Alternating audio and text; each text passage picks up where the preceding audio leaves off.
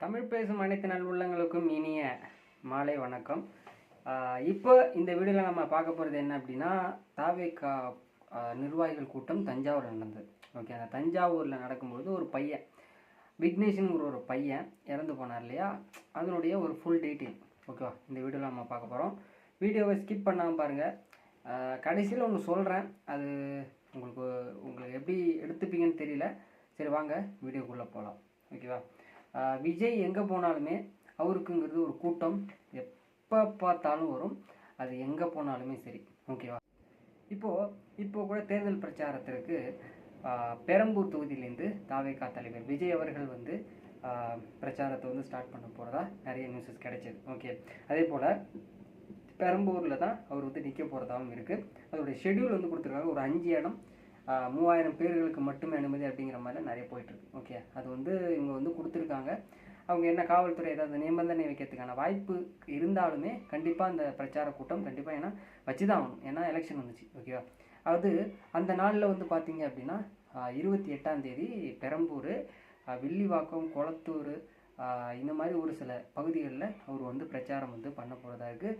அப்போது அதை நான் இதை வந்து நான் அதோட சொல்கிறேன் அப்படின்னா, அங்கே அதனுடைய பாதுகாப்பு கருதி ரொம்பவே பண்ணி தான் ஆகணும் காவல்துறை. ஏன்னா அசம்பாவிதம் ஆல்ரெடி நிறைய நடந்திருக்கு. ஓகேவா, இது கரூராக இருக்கட்டும், நிறைய இருக்கட்டும். அதனால் வந்து இது பற்றி ஒரு சின்னதாக ஒரு நியூஸ் சொல்லணுன்னு இருந்தேன், அதை நான் சொல்லிட்டேன். ஓகே, ஏன்னா அவ்வளோ ரசிகர்கள் கூட்டம் இருக்குது. அதனால் அவர் எப்போ கூட்டம் போட்டாலுமே அவ்வளோ கூட்டம் சேரும். பொதுமக்களும் சரி, காவல்துறையும் கொஞ்சம் பயப்படுவாங்க. முக்கியமாக காவல்துறை, ஏன்னா கட்டுக்கடங்காத கூட்டம். இப்போ கரூரில் நடந்த சம்பவம் தெரியும்னு நினைக்கிறேன்.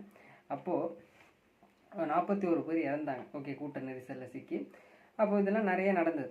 ஓகே, அதுக்கப்புறமும் ஒரு சில இடத்துல போகும்போது பைக் ஆக்சிடெண்ட் ஆகுறது, இந்தமாரி நிறைய நடக்குது. பல முறை வந்து விஜய் அவர்கள் சொல்லியிருக்காரு, நீங்கள் பார்த்து போங்க, பின்னாடி வராதிங்கன்னு. பட் ஆனால் கேட்குறதில்ல. ரசிகர்கள் அவங்களுடைய அந்த பீக்கில் இருக்காங்க, அவங்களுடைய ரொம்ப அன்பாகவும் இருக்காங்க. ஓகேவா, ஓகே, இப்போது நம்ம கதைக்கு வருவோம்.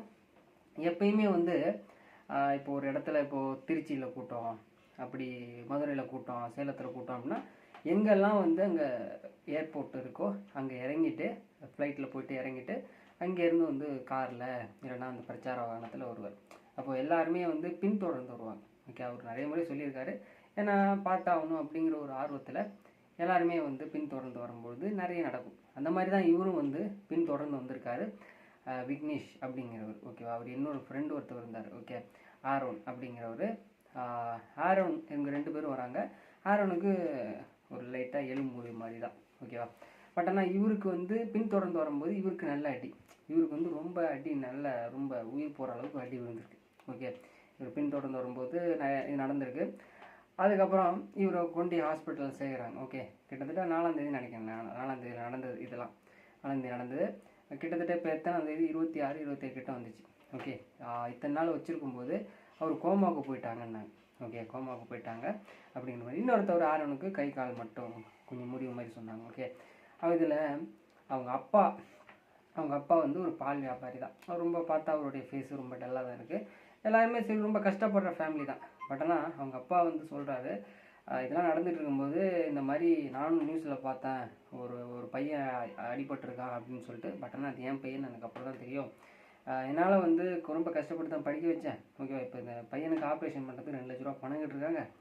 அந்த 2 லட்ச ரூபாயும் நான் எப்படியும் பரட்டுவேன், எனக்கு அந்த இதெல்லாம் இருக்குது அப்படின்னு சொன்னாங்க. இப்போ தான் வந்து என்னுடைய மனைவி கூட ஆப்ரேஷன் பண்ணுறதுக்கு நான் 12 லட்ச ரூபா வந்து செலவு பண்ணேன் அப்படின்னு சொல்லிட்டு ரொம்ப கதறி அழுகிறேன். ஓகேவா, அதுக்கப்புறம் இவங்க அப்பாவே நிறைய முறை கூப்பிட்டு சொல்லியிருக்காரு இந்த பையன்கிட்ட, இந்த மாதிரி வந்து சினிமா, விஜய் அவர்கள் மற்ற எந்ததுமே, விஜய் மட்டும் குறிப்பிட்டு சொல்ல, மற்ற எல்லாத்தையுமே வந்து அது ஒரு இதாக பாடுறா அப்படிங்கிற மாதிரி சொல்லியிருக்காரு. பட் ஆனால் அந்த வயசு யாரையும் கேட்காது. ஓகே, அது எப்படியா இருந்தாலும் அது கேட்காது. நிறைய சொல்லியிருக்காரு. இவனும் நான் காலேஜ் தான் போகிறேன், பிகாம் படிச்சிருக்கான். இவங்க ட்வின்ஸ் இருக்காங்க. ஓகே, அவரும் பிகாம் தான் படிக்கிறாரு. இவன் காலேஜ் போகிறேன்னு சொல்லிட்டு போயிருக்கான். பட் ஆனால் அது வெளில வந்து இதெல்லாம் அந்த மாதிரி நடந்திருக்கு. ஓகேவா, இதுக்கப்புறம் அன்பில் மகேஷ் பொய்யாமொழி தெரியுமா, முன்னாடி வந்து படித்து சொன்ன கண்டிஷனை ஃபாலோ பண்ணுறாங்க. அது வந்து எப்படியோ போச்சு. அது வந்து நிறைய கண்டென்ட்டே யூஸ் ஆச்சு. ஓகே, அப்படிங்கிற மாதிரி அவர் வந்து பார்த்துட்டு இந்த மாதிரி வந்து நாங்களே பார்த்துக்குறோம் எல்லா செலவும் அப்படிங்கிற மாதிரி வந்து சொன்னார். ஓகேவா, ஏன்னா இது ஸ்கூல் லெவல் அந்த காலேஜ் லெவலில் போனதுனால பள்ளி கல்வித்துறை அப்படிங்கிற மாதிரி பார்த்தாலுமே இன்னொரு பக்கம் தாவேக்கானாலே வந்துருவார் அப்படிங்கிற மாதிரி ஒரு சைட் பேசுகிறாங்க. அது நமக்கு தேவையில்லை. பட் நான் நடந்ததை நான் சொல்லிடுறேன். ஓகே, வந்து பார்த்துட்டு எல்லா செலவும் நாங்கள் எடுத்துக்கிறோம் அப்படின்னு சொல்லிட்டு அவர் வந்து ஆறுதல் சொல்லிட்டு போகிறாரு. அப்புறம் வந்து இவர் வந்து இந்த பையன் வந்து இறந்து போயிடுறாரு. ஓகேவா, இந்த பையன் இறந்து போகும்போது எல்லாருக்குமே தெரியுது இது வந்து ஒரு பக்கம் வந்து அரசியல் அப்படிங்கிற மாதிரி பேசினாலுமே இன்னொரு பக்கம் வந்து பார்த்தீங்க அப்படின்னா விஜய் அவர்கள் ஒரு இரங்கல் கூட தெரிவிக்கல அப்படிங்கிற மாதிரி ஒரு பக்கம் சொன்னாங்க. ஓகேவா, அப்படிங்கிற மாதிரி இருக்குது. ஓகே, இந்த மாதிரி போயிட்டுருக்கு. அதுக்கப்புறம் நடந்தது என்ன அப்படின்னா எல்லாம் போயிடுச்சு. இதுக்கப்புறம் என்ன நடக்குது அப்படின்னா அதுக்கப்புறம் இவர் இறந்து போகிறாரு. அப்புறம் இதெல்லாம் நடந்துட்டுருக்கு. ஓகே, இதுலேருந்து நம்ம என்ன தெரிஞ்சுக்கிறோம் அப்படின்னா சிம்பிளாக சொல்கிறேன். இப்போது நீங்கள் இறந்து போனீங்க அப்படின்னா உங்கள் அப்பா அம்மா தான் உங்களை இப்போ எக்ஸாம்பிளுக்கு அந்த யூத்து படமே எடுத்துக்கோங்க. அந்த கடைசி சீனில் சொல்லுவார் இல்லையா, உனக்கு உண்மையாக அன்பு பாசம் வச்சுருக்கவங்க உங்கள் அம்மா அப்பா மட்டும்தான் அப்படிங்கிற மாதிரி சொல்லி ஒரு எமோஷ்னலான அந்த சீன்ஸ் இருக்கும். ஓகே, அதை நான் லிங்க் பண்ணி விரும்பலை. பட் ஆனால் வந்து அந்த எமோஷ்னல் வந்து உங்கள் அம்மா அப்பா தான். ஏன்னா உங்களை பெற்று அதை வளர்த்து உங்களை வந்து ஒரு ஆளாக்கி பார்க்கணுங்கிறது அவங்களோட எண்ணம். பட் ஆனால் இந்த மாதிரி நீங்கள் வந்து அதாவது சினிமா அதெல்லாம் ஓகே, எல்லாருக்கும் இருக்க வேண்டியதான். படம் பார்க்குறது, நான் இவருடைய ரசிகர், அதெல்லாம் ஓகே, அது நார்மல் பீப்புளில் இருக்கிறதா. பட் ஆனால் இந்த மாதிரி பின்னாடி போய் நமக்கு அதில் சேஃப்டி இல்லைன்னு தெரிஞ்சு போய் ரிஸ்க் எடுத்து போகிறவங்க, இப்போது இந்த குடும்பத்தை இப்போ அவர் இறந்து போயிட்டார், அந்த குடும்பத்தை யார் பார்த்தாகணும்? மேக்ஸிமம் அவங்க தான், வேறு யாருக்குமே வழி கிடையாது. ஏன்னா வந்து அப்போது அது புரியணும். அப்படி புரிஞ்சாலுமே நிறைய பேர் இந்த இன்ஸ்டாகிராமாக இருக்கட்டும் மற்ற அதர் சோஷியல் மீடியாஸ் ஆலாத்த அதுலேருந்து பார்த்துட்டு அதை ஒரு இதுவாக எடுத்துக்கிறாங்க. ஓகே, இது ஒரு நமக்கு ஒரு எய்ம் மாதிரி எடுத்துக்கிட்டு அது போயிட்டுருக்கு. அது ரியாலிட்டி நிறைய நடக்குது. கார் பைக் ரேஸில் அப்படி தூக்கிட்டு ஓடுறது, அது கூட நமக்கு தேவையில்லை. இந்த மாதிரி நிறைய பார்க்கும்போது அதை இம்ப்ளிமெண்ட்டாக எடுத்துக்கிட்டு அது மாதிரி பண்ணுறதுனால இந்த மாதிரி நடக்குது. ஓகேவா, என்னை பொறுத்த அளவுக்கு நான் பல வீடியோவில் சொல்கிறது தான், சினிமா பாருங்கள். உங்களுக்கு ரிஸ்க்குன்னு தெரிஞ்சால் போகிறது கொஞ்சம் தப்பு. தில்லை காட்டுறேன், நான் என்னுடைய பவரை காட்டுறேன்னு சொல்லி போனான் இந்த மாதிரி பையன் தான். நான் சின்ன பையன், பிகாம் படிக்கக்கூடிய பையன்.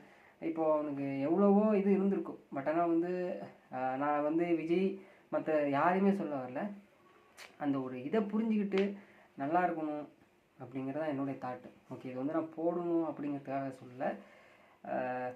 தட்ஸ் அது எப்படி சொல்கிறது அப்படின்னா, கொஞ்சம் ஏதாவது இது இப்போ ஒரு 1000 பேர் பார்க்குறாங்க மணிக்கும், ஒரு 10 பேர் பார்க்குறாங்க அப்படின்னா அதில் 2 பேர் அது ஏதாவது கொஞ்சம் மெச்சூரிட்டியாக யோசிச்சு கொஞ்சம் நல்லா இருந்தால் ஓகே, அதுதான் போதுமானது. ஓகே, சரி, ஓகே. வீடியோ பிடிச்சினா லைக் பண்ணுங்கள், ஷேர் பண்ணுங்கள். ஐபிஎல் வருது, வீடியோஸ் நான் நிறைய போஸ்ட் பண்ணுவோம்.